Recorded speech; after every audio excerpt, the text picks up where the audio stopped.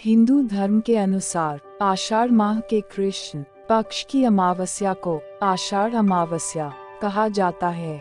शास्त्रों में लिखा है कि इस दिन भगवान विष्णु की पूजा करनी चाहिए। चलिए इस व्रत से जुड़ी कथा के बारे में जानते हैं। एक बार देवलोक में भगवान विष्णु ने यह सुना कि महाराज बलि अपने यज्ञ का आयोजन करना चाहते हैं और उनके लिए वह अपने शत्रुओं को बलिदान करने के लिए तैयार हैं। भगवान विष्णु ने उन्हें रोकने के लिए वामन अवतार धारण किया।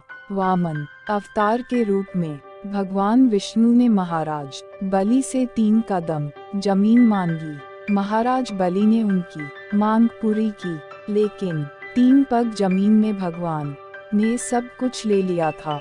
जिसके बाद राजा ने भगवान के चरणों में अपना सिर रख दिया।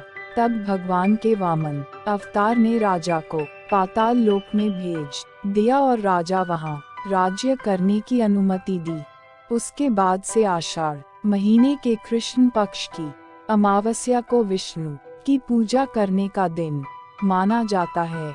आषाढ़ अमावस्या व्रत का पालन करने से व्यक्ति की समस्याओं का समाधान होता है, उसके बुरे कर्मों का नाश होता है और उसे सफलता की प्राप्ति होती है।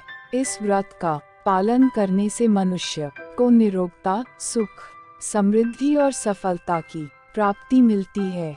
व्यक्ति के शरीर, मन और आत्मा की शुद्धि होती है और वह ईश्वर की कृपा प्राप्त करता है। इस व्रत का पालन करने से व्यक्ति को धन, सुख, समृद्धि और सम्मान की प्राप्ति होती है। आषाढ़ अमावस्या को हलहारिणी अमावस्या और आषाढ़ी अमावस्या भी कहा जाता है।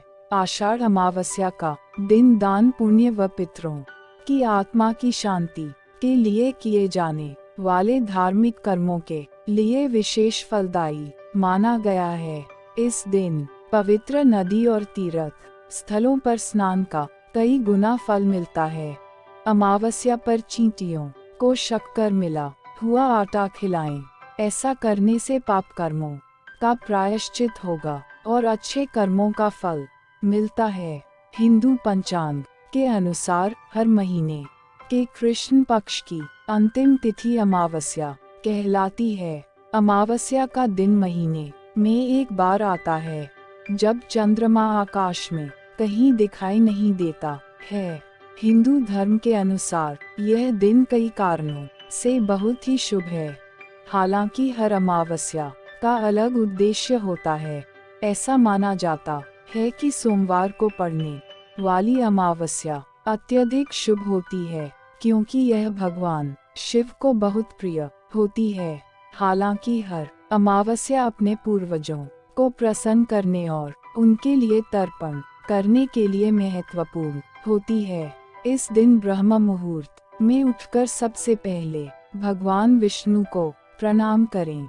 इसके बाद सभी कार्यों से निवृत्त होकर गंगाजल युक्त पानी से स्नान ध्यान करें। अगर सुविधा है तो गंगा स्नान करें, फिर आचमन कर पूजा संकल्प लें। अब सर्वप्रथम सूर्य देव का जलाभिषेक करें। इसके पश्चात भगवान विष्णु की श्रद्धा और भक्ति भाव से पूजा करें।